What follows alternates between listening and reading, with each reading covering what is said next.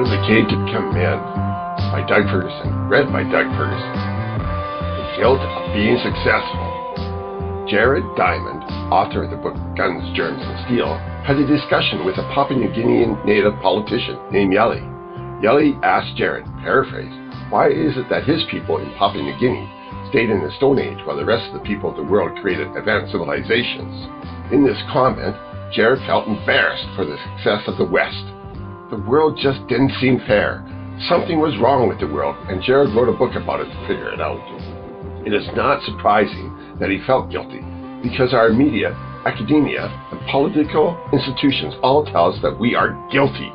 For decades, we have been told that our success is because we have robbed the third world, that Western industrialization has polluted and overburdened the natural world. We are always told that it is our fault that species are dying by the thousands and climate is going to be destroyed. We should make our footprint smaller. We should not have children. We should all become rural. We should do our penance and become poor and suffer. We are constantly told that our very presence is vermin to the earth. We are guilty. We should pay the price. It wasn't that long ago that the opinion of ourselves was that we were a great blessing to the world. We had stopped slavery, cured disease, increased knowledge, invented wonders, and were creating a world of plenty for everyone. In the 19th century, the Western world was on top of its game, the people seeing themselves justified in their actions and superior to all other cultures. We dominated the world, and the world was our pearl for the taking. But the Great War, tragedies, and other wounds in our ego and base assumptions caused us to reject all that gave us dominance. Does just confidence make the world our oyster? We were overconfident because of our success, and when the reality of failure hit our ego, we lost our confidence and doubted all that brought us out of the trauma of the 14th century. Why do I mention the 14th century? Well, back in the 14th century, the Christian world had lost its birthplace and was reeling from the four horsemen of the apocalypse of death, war, famine, and disease. The tide of death and disease created by the Black Plague was moving throughout Europe, killing possibly 50% of Europe's population. The constant aggression from the Muslims was gaining momentum after the push of the Crusaders from the Holy Land. The fall of the Byzantine Empire, the destruction of the Mediterranean ports, and the attacks on Rome created the fear of war in the psyche of all Europeans. Berber pirates continued to destroy trade, forcing goods to be transported by land, creating shortages. This and the plague caused famine in the land that had never been seen before. The reality of the four horsemen of the apocalypse and the fear of the great judgment in the time of the end was in the minds of every European. But the Western people had climbed out of the pit of despair that was the 14th century, and in their mind had conquered nature and the world. Many scientists were declaring that all the basic wonders of nature were explained, and with nothing left to learn. All that was left was to measure the natural world with more precision. Like a drunk at a party, the people of the West thought they knew everything and could take on anyone. But failure sobered up the 19th century drunk and weakened his self-confidence with the reality of the 20th century. The world was not as we had thought it ought to be. We were not who we thought we were. Then we hid from ourselves because we had embraced the orgy of death, and many of our great achievements lay at the bottom of the oceans. As we did a self-examination, we became ashamed of what we were. From that time, we have rejected our civilization. We have rejected our roots. We have turned to others, seeking meaning from the primitive, the foreign, the spiritual, the material, science, or just endorsing the hate we have for our own religious institutions. Christianity, the pillar that grew our society, we blame the most for any injustice perceived. And so, we have turned to the nativity of the garden. We return to the time of innocence. We go back to the cocoon ourselves in safety. We return to the populous, innocuous, comforting narrative of the primitive with its storyline, long ago and far away. With this easy identifiable intro, this dominant storyline of romanticizing the primitive, getting back to the natural or the magic, one realizes how overwhelming this culture is influencing the mind's eye reality of so many in our civilization. There are countless movies produced that romanticize the primitive and demonize the industrious. Movies and narratives like Avatar, Lord of the Rings, and even Star Wars. We have embraced all movies enjoyed by the populace, myself included. In Avatar, the idealized Gaia tree and planet is attacked by greedy, capitalistic, military, industrious planet of humans. In The Lord of the Rings, the simple rural hobbits must fight the industrious evil orc empires run by greedy, egotistical sociopaths. The battle is even internalized by the lust for greed and industry that can turn the pure, primitive heart into the sociopathic megalomaniac. Even Star Wars has the underlying theme displayed in scenes of conflict between the primitive force, which is strongest in the wilds of Dagobah, a planet teeming with life, and the technological wonder of industry and destruction, the Death Star. The struggle of primitive force and the genius of inventive industrious destruction is epitomized in A New Hope, where Grand Moff Wilhelm Tarkin and engineer Bevel Leminis batter with Darth Vader. This is fine for entertainment, but demonizing industry as evil and destructive against life is contrary to the real historical understanding. Development has helped promote life through improved technology and understanding of Earth's ecosystems.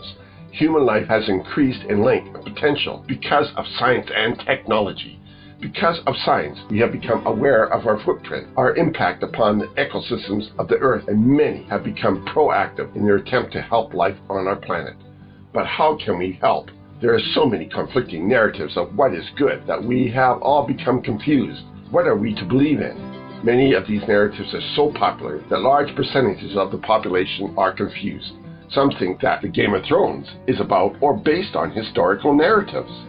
Romanticizing the primitive has been promoted in media and educational institutions, and demonizing the advanced Western society has been prominent. In this case, the destruction of the primitive is magnified, so guilt can be magnified. In Western cultures, the people, because of their beliefs, evaluate themselves. This self-knowledge creates feelings of guilt.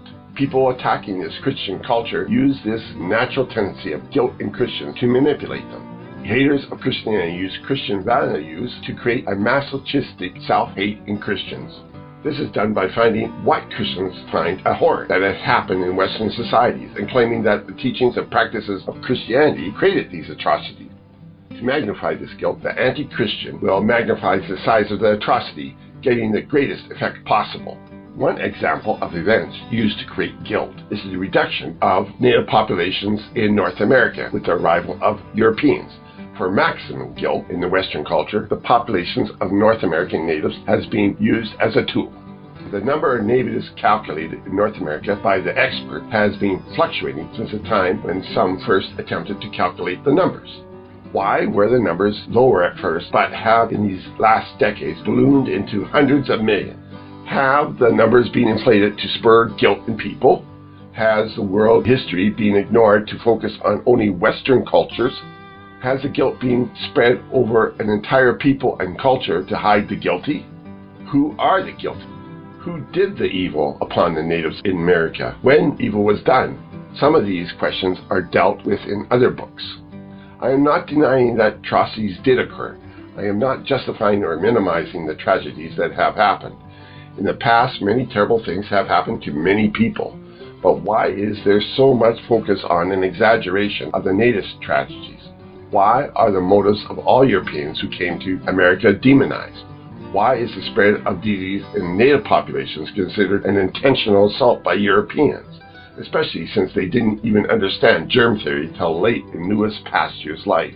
And even then, it took decades to get doctors to wash their hands to stop the spread of disease. The Black Plague came from the Orient, but do Europeans guilt the Chinese or the Mongols about it? The Black Plague has been estimated using documentation and archaeology to have killed 50% of the people that had dense populations of settled cities and towns. Yet, according to recent experts, native populations of hunter-gatherers had 90% or more of their population wiped out by the European disease. Because of the way this subject has been used, it is obviously a tool used by propaganda with an agenda of smearing the Western culture. Native populations have been greatly exaggerated so the conflict between the settlers and the natives can have perspective of genocide rather than just a conflict. The entire native group has been homogenized, as has settlers, so an us-them narrative can be presented. Whereas the conflict has been much more complex over many years between many groups with a gamut of relationships. In reality, the native populations of the New World fluctuated hugely even before any Europeans arrived. This human population moved with the herds as the populations of the wild beasts of the continent fluctuated from plenty to famine and from healthy to disease. So the hunter-gatherer populations fluctuated. Besides this, the different tribes of natives were continually pushing groups around for territories, just as happens in any place. Being less or more advanced doesn't change the nature of men. The primitive is savage, and nature too is brutal. Too many times we think that nature is all balanced and wonderbar. But this is just because we are so far removed from the reality of nature that we have fantasies of living in it. Nature has never been balanced and stagnant and never will be. Why have we become a shamed society? How did we go from great to evil? Why have the voices turned to hate us? It is because we are alone in the dark. We are afraid of the darkness, and it has caused doubt in our heart. We cannot see where we have come from, and we do not know where we are going.